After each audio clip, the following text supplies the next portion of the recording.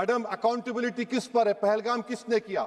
7.5 लाख हमारी फौज और सेंट्रल पैरामिलिट्री फोर्स है, ये कहां से 4 चूहे घुसकर हमारे भारत के नागरिक को मारे? पाकिस्तान को हम जानते हैं, पाकिस्तान और इजराइल इस पूरी दुनिया में एक फेल्ड स्टेट है, और पाकिस्तान के आर्मी चीफ को, जिससे हमारे स्ट्रेटेजिक रिलेशनशिप, इसको अपना दोस्त कहते हैं, उस देश का प्रेसिडेंट उस शख्स को बुलाकर खाना खिलाता है अपने साथ, जिसके भाषण से हमारे लोग मारे गए थे। तो क्या आपकी खर्जा पॉलिसी कामयाब हुई? आप देख लीजिए। अच्छा, हमारे देश में एक ऐसी तंजीम है जिसका वजूद नफरत की बुनियाद पर और मजहबी अज़वियत को फैलाने के लिए बनाया गया। उनको तकलीफ है सेकुलरिज्म से, सोशलिज्म से, मगर हमारे संविधान के प्रियम्बल में लफ्ज सॉवरेन है। सॉवरेन का मतलब यह है कि हम खुद मुख्तार हैं, हम हाकिम आला हैं, हम अपने मुल्क के मुकद्दर का फैसला करेंगे। एक गोरा व्हाइट हाउस में बैठकर भारत की सीज़फायर का ऐलान करेगा? यह आपका नेशनलिज्म है? अफसोस होता है मुझे सर कि अपने ही हाथों से सर अपना कटाना है हमें, मादर हिंद पे भेंट चढ़ाना है हमें। किस तरह मरते हैं एहरारे वतन भारत पर, यह तमाशा है जो दुनिया को दिखाना है हमें। ये मैं भारत की उस बहादुर फौज के नाम पे करता हूं, मुसल्लह फौज के नाम पे करता हूं। ये शेर कहने वाला कोई बीजेपी का नहीं था, ये शेर कहने वाले का नाम शेर था, शहीद। मैडम, मैं आपसे पूछना चाह रहा हूं कि अगर एक चचा सैम ऐलान कर रहे हैं तो हमारी फौज पर क्या असर पड़ा होगा?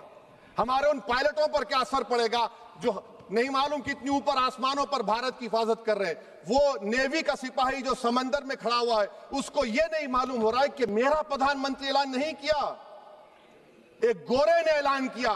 बड़ा ये आपके कैसा होगा ये?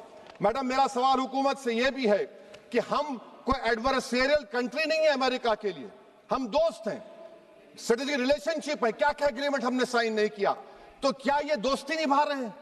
वियतनाम 20 साल यूएस से लड़ा मगर झुका नहीं, और हम उनको बोल भी नहीं पा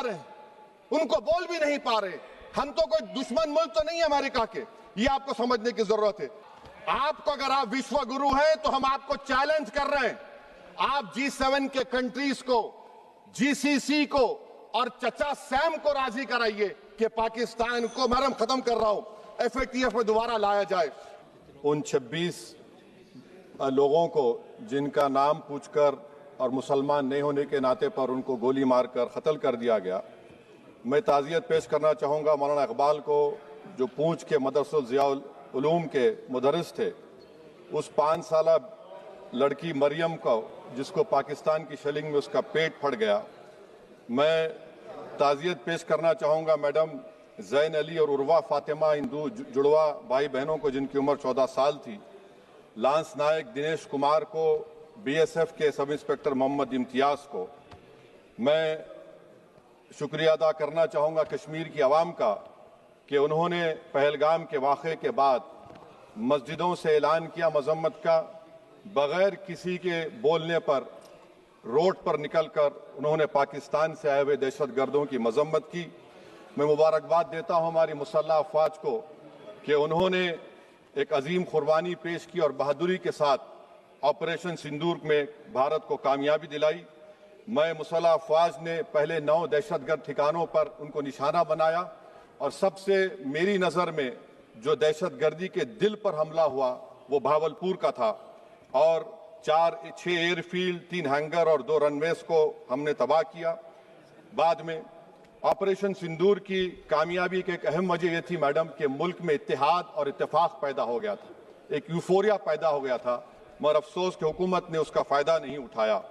मैं आज भी कह रहा हूँ, जिम्मेदारी के साथ कह रहा हूँ कि पाकिस्तानी फ़ौज, पाकिस्तान की ISI, पाकिस्तान का डीप स्टेट, उनका हयाती मकसद ये है कि हमेशा भारत को कमज़ोर किया जाए, और अगर हमको इन ताकतों को कमज़ोर करना है तो देश में इत्तेहाद और इत्तेफाक को बरकरार रखना पड़ेगा।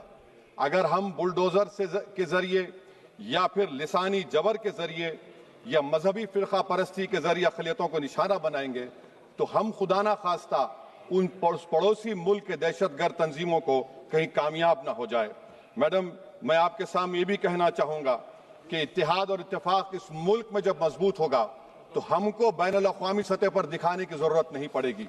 मैं आपकी तरफ से हुकूमत से चंद सवालात करना चाहूंगा कि वजीर आजम ने कहा कि खून और पानी एक साथ नहीं बह सकते, आतंकवाद और बातचीत एक साथ नहीं हो सकती। तो मेरा सवाल आपके जरिए से वजीर आजम और हुकूमत से यह है, फिर जिन इंसानों को बैसारा की वादी में मारा गया था, क्या आपका जमीर इस बात की इजाजत देता है कि आप ट्रेड बंद कर दिए, पाकिस्तान का एयरक्राफ्ट हमारे एयर स्पेस में नहीं आ सकता, उनकी कश्ती हमारे पानी में नहीं आ सकती, ट्रेड खत्म हो चुका है डायरेक्ट इनडायरेक्टेड, आपका जमीर जिंदा क्यों नहीं है? किस सूरत से आप पाकिस्तान से क्रिकेट मैच खेलेंगे जब हम पानी नहीं दे रहे हैं? 80% पानी पाकिस्तान का हम रोक रहे हैं, ये कहकर के पानी और खून नहीं बहेगा, आप क्रिकेट मैच खेलेंगे? मैडम, मेरा जमीर तो गवारा नहीं करता कि मैं उस मैच को देखूंगा।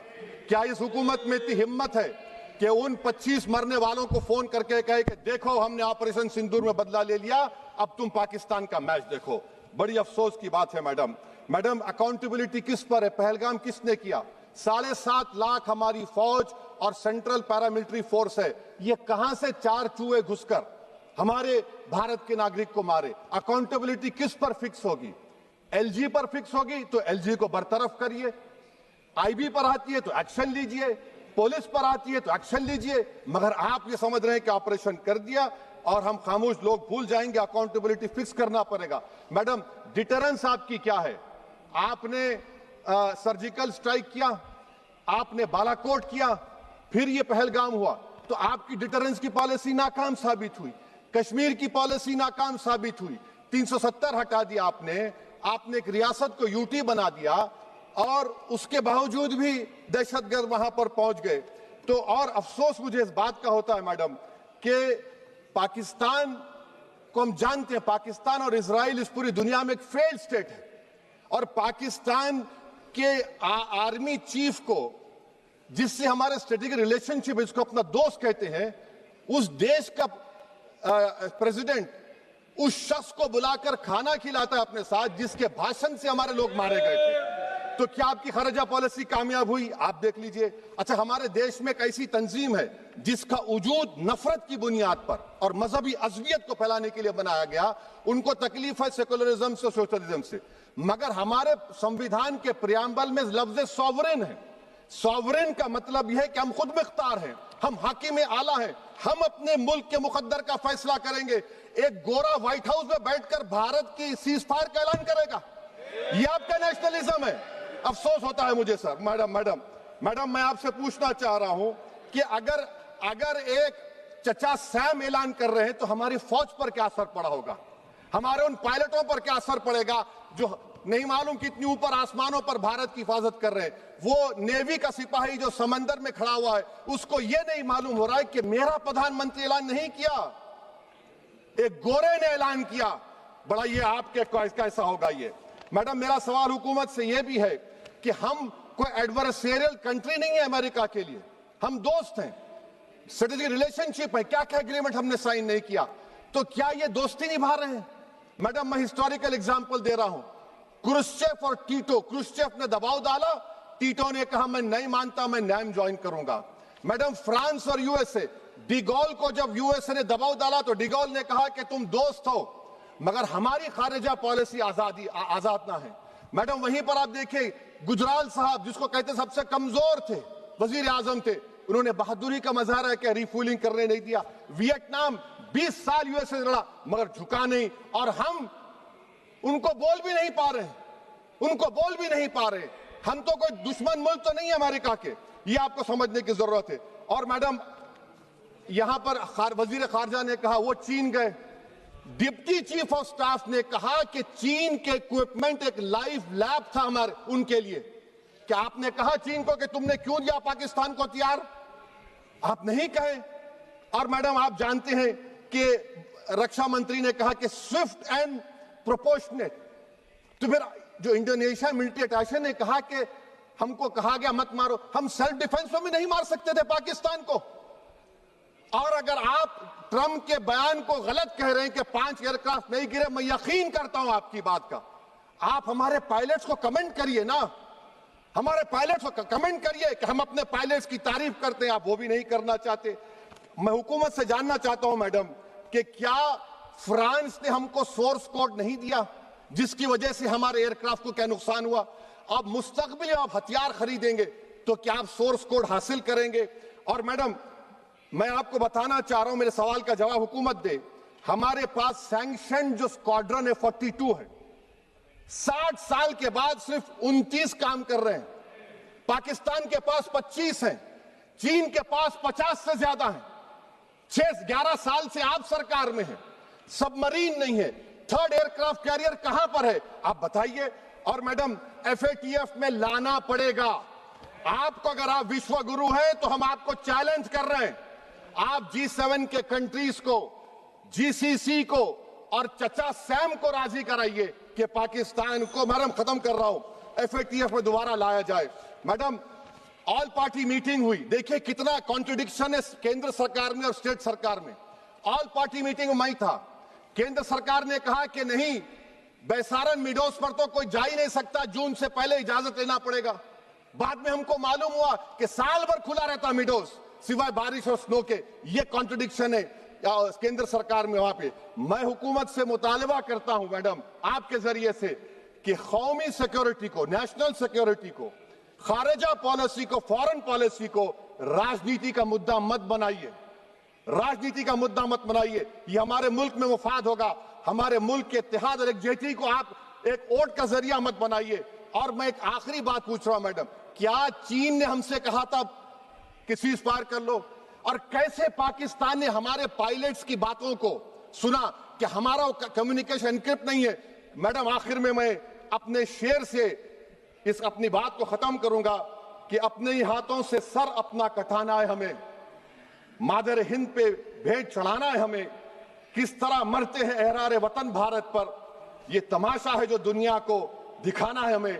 ये मैं भारत की उस बहादुर फौज के नाम पे करता हूं, मुसल्ह फौज के नाम पे करता हूं। ये शेर कहने वाला कोई बीजेपी का नहीं था, ये शेर कहने वाले का नाम शेर था, शहीद अशफाकुल्लाह। मैं फिर से हुकूमत से कह रहा हूं, पाकिस्तान टेररिज्म करेगा, आप तैयार हो जाइए। आप चीन से मोहब्बत, कितना इम्बैलेंस हुआ ट्रेड का, कितना इम्बैलेंस हो रहा है चीन से। अच्छा, जब गलवान हुआ उस वक्त भी ट्रंप ने कहा था कि मैं बात करूंगा, हमने कहा नहीं बात करेंगे, जरूरत नहीं है। आज ट्रंप हमारे से पहले बोलता है इज्जत नफ्स भी कोई चीज होती है, इख्तिदार में कोई यहां रहेगा कोई वहां रहेगा, मगर इख्तिदार में इकबाल होना चाहिए। बदबख्ती की बात यह है कि आपने इकबाल को खो दिया। बहुत बहुत शुक्रिया। माननीय सदस्य।